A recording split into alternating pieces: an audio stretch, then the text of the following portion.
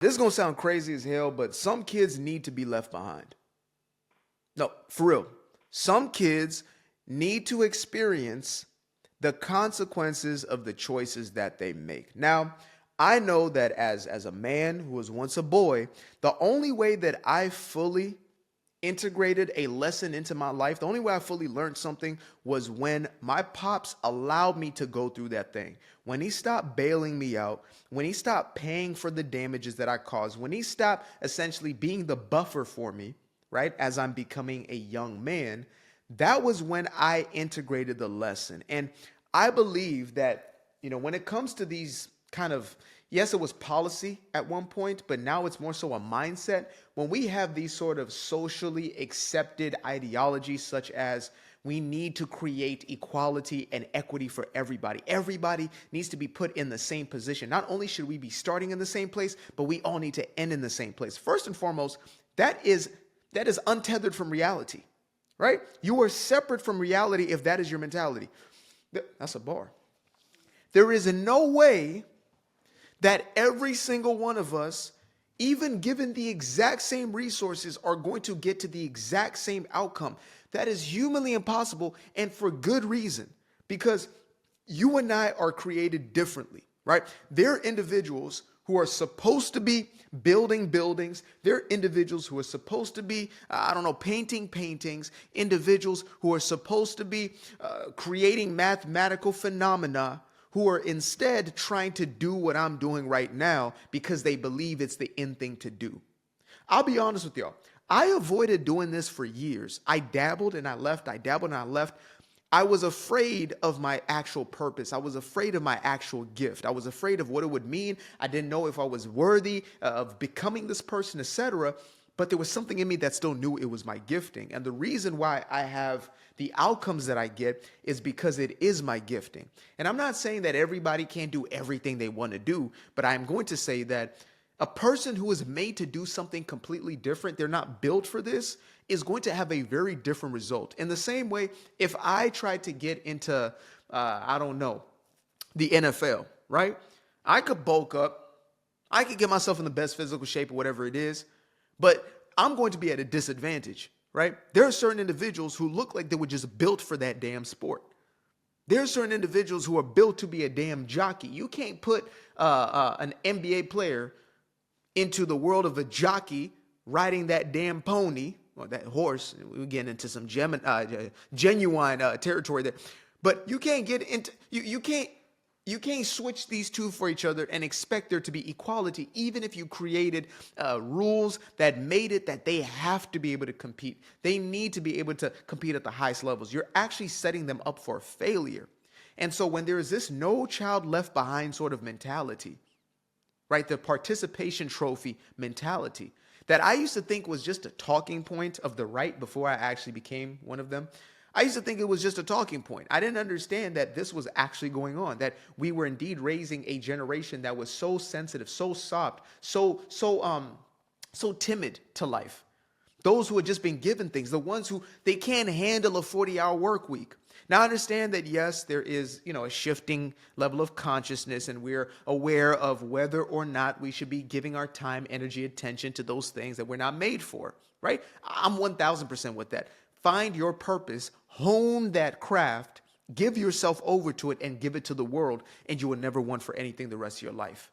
You will never want for anything the rest of your life. If you fully give yourself to your purpose, not somebody else's. Again, I try to whether it's a jockey race or I try to become a part of the NFL, NBA, it's likely not going to happen for me. It's likely not going to be a perfect recipe and a formula for me, for success at least. I might reach some modicum and level even if I'm giving my all, but when I do what I'm meant to do, there's no ceiling on it.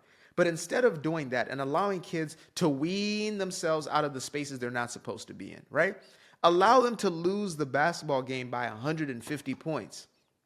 Allow them, in order for them to either say, man, I really got to step my game up, or I'm just not made for this. I'm not very good at this sport, right? You're somebody, you don't have the quickness necessary to be a damn soccer. Like, it's not you. You don't have the visual aspect. I mean, you look behind me. If I try to do any of what my girl does, visually, aesthetically, She can put together all type. I don't understand. I don't understand. I don't get it. I'm real basic. I wear the same hoodies. I wear the same, t-shirt. Maybe not the exact same t-shirt, but I got about 100 variations of the same shirt. I'm real basic when it comes to the aesthetic. I'm real basic when it comes to the aesthetic. You try to throw me in the world of fashion or whatever it is, I'm going to give you a basic aesthetic. Some people will give you out of this world, abstract, alien-esque, whatever it is, because that's what they're made for. They were born to create in that way. They have a visual thing about them, like most don't. For me, I'm very socially inclined.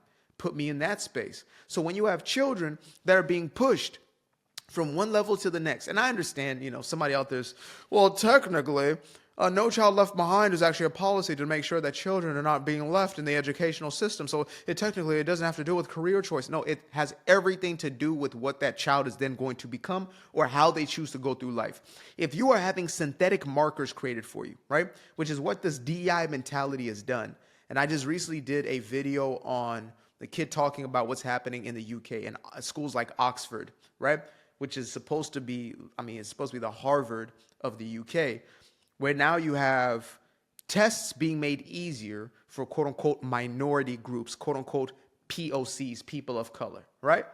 So now the kids who are supposed to be brilliant never get to be brilliant. They never get to be excellent. They just get to be mediocre because they're going to get in anyway. They're going to pass the test anyway. And the kids who weren't made to do that thing, well, they're going to be doing that thing and they'll be sucking at it, and they're going to have very low self-esteem. They're going to have imposter syndrome their entire lives. People who are already made for something suffer enough imposter syndrome. Imagine being in a space you're not supposed to be in. You always feel inadequate, always feel not enough, and you'll be projecting that likely onto everybody else. It's racism, it's sexism, it's this, it's that. Oh, I'm just not getting opportunity. No, you just might not be made for it, or you're not at a level where you can perform at the level or at the extent where you need to. You're just not competent enough. Maybe you are made for that thing. Maybe you are brilliant at that thing, right? Even for me. But when I used to start, stop, put content out, record, put content out, it wasn't that I wasn't good enough. It's just that I hadn't got enough reps in. I wasn't fluid. I wasn't lax like I am now in front of a camera, like I'm talking to you in person, because I hadn't gone through the process. I hadn't gone through the ringer yet. And so I had to devote myself to this, give myself completely to my craft in order for me to get the result that I wanted to get out of it. There's some people, you're made for music, you're made for the crafts, whatever it may be, right? Hopefully not witchcrafts, but the other crafts, right? Hopefully you ain't putting no damn hexes on folks, but you're made for a thing, but you just haven't given yourself enough to it. And so when you have No Child Left Behind, the kid can just be average. When you have the participation trophy, the kid can just be average. And then the kid who is average becomes an average adult. Because I was smart enough and I had enough of a social understanding of things, I was able to get away with things throughout my education process. And it didn't help me because I didn't develop the necessary work ethic, the necessary discipline to actually be able to give myself over to something. Instead, I could skate by. I just did good enough. And, it was just kind of, so long as I pass. Don't really have to put any extra effort. Don't really have to develop any character, any grit about myself, any perseverance, persistence, none of those things. I just kind of skirt by and hope for the best. Whereas now, it's a complete shift. I wake up every morning and say, how can I deliver this message in a more effective way? How can I dive deeper? How can I make it more engaging, entertaining, whatever it is? How do I give myself over to my purpose and give that away? Again, you are one for nothing. So we create a generation who essentially is afraid of risk. So they're afraid to even step out the bounds. They throw themselves into things that they're not actually made for. So they're always miserable. You're unfulfilled, right? Do I believe that every job needs somebody to be working the job? I believe that nobody has to be forced, but we've kind of organized ourselves socially in a way where we fear the thing that is actually the most satisfying. It's like we've been taught over and over again to say, do the thing you don't like in order for you to then be able to make it a hobby to do the thing you do like, right? I believe the internet and all these things we're now seeing are a response, a reaction from humans' desire for greater expression, for us to be tapped into the things we love to do, right? On the internet, you can literally make a living doing anything. And I mean anything. Some things I might not like. OF, I think should get banned. But you can literally make a living by talking about, Gary Vaynerchuk once said, you can make a living by talking about the Ninja Turtles. You can have a Ninja Turtle podcast. Maybe somebody has one or watches one right now. You can talk about Ninja Turtles to nauseum, and you can make a living off of that. That is the time we live in now. Your passion, you're given over to this thing. You were drawing and doodling in the back of class. Maybe in the 50s and the 60s, you would have had to work for Walt Disney or something like that. Today, you can literally create an entire brand, an entire character. You can launch that character into the world without any gatekeepers. We make excuses, and excuses are nothing more than exactly that. They are the self-imposed gateway between us and the thing that we desire most. Well, there still are gatekeepers. Well, the algorithm. You know how many times I used to blame the damn algorithm? The algorithm. How about checking yourself to say, is this the content you actually want to be creating? Is this the best content you can be creating? And is this something that is interesting enough or that people care enough about to tap into? And are you willing to do it enough times to actually figure it out? Right? So you end up being 100, 200, 300, 400, 500, 600 videos later. And most people who give up, it's because it wasn't for them. So imagine if everybody just got a pass, just like they did, no child left behind, no person left behind. Everybody who creates YouTube must get to 1 million subs. No, they shouldn't. Would it be a wonderful thing if everybody did? Sure. But now you're having to force people into watching things that they otherwise would not want to watch. You're having to force people into accepting something that they don't actually accept. You have to force organizations into constructing themselves in a way where they are making up for. That's how we get to a DEI generation. That's how we allow for a system like DEI that says, you know what, even though you might not be the best for the job, you suffer from dwarfism, or you suffer from blackness, you suffer from femaleness. Everything just becomes a disability. You suffer from obesity. That's a disability all of a sudden, not a life choice. Because you're suffering from all these things, we're going to give you the leg up. All pun intended. We're going to give you the leg up. We're going to put you in a place of an equal playing ground, or we're going to create equity for you, right? You get the same resources, et cetera. And guess what? Many of those people end up completely bombing the test. I don't want a firefighter who cannot pick me up limp-bodied out of a damn building. I don't. I want somebody who can get me out that mother. That's what I want. I don't want somebody who's struggling to pull me out of a damn car, out of a damn building, I don't want that person working. I don't. I'm sorry. I don't want that person as the one who is the firefighter. I don't care if it's all white men, all green, purple, blue, giant. I don't give a damn what they are, so long as they can do that job. And there's something for everybody. And many of us will miss out on our purpose, so busy looking at everybody else's gift, what everybody else got going on. Oh man, look at that. Wow, that must be an amazing career. Mine sucks, but that one's amazing. Oh, my gift, I just, I cook. Oh, cook. Do you know how many people have made not a living, people who have become multimillionaires and billionaires off their ability to cook? To cook. Shout out to Steve Harvey. Make sure to listen to his story about Marie Callender. Their ability to cook, to bake. Ceramics. Somebody crafted this. Everything in the house is handcrafted, by the way. Shout out to Bay. Everything is handcrafted.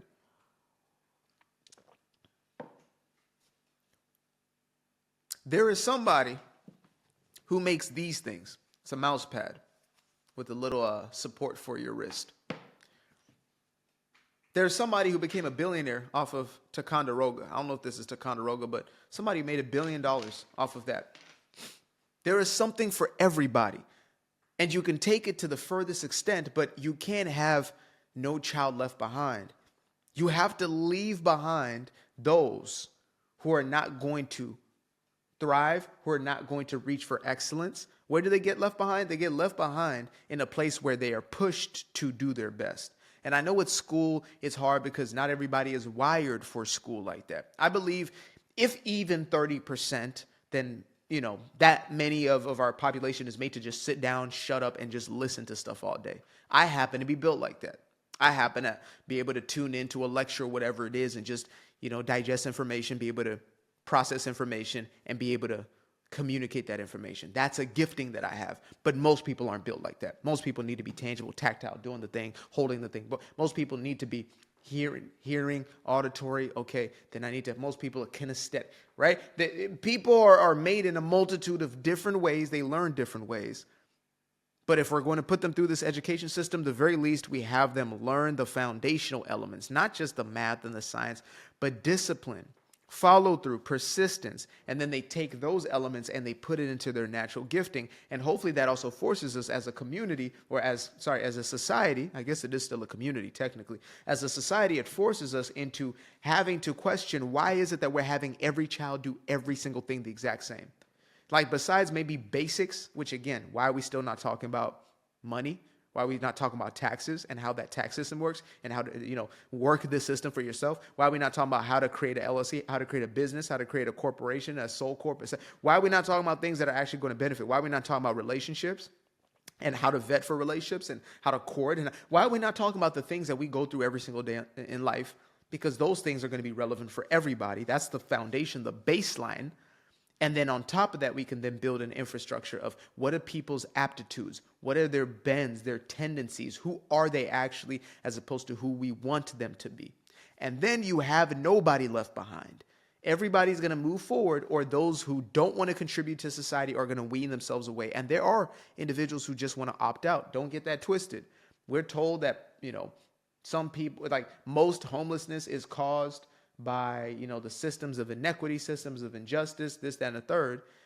Though there may be a percentage, there is a vast amount. This is coming from, a California dude who got to see a lot of this up front.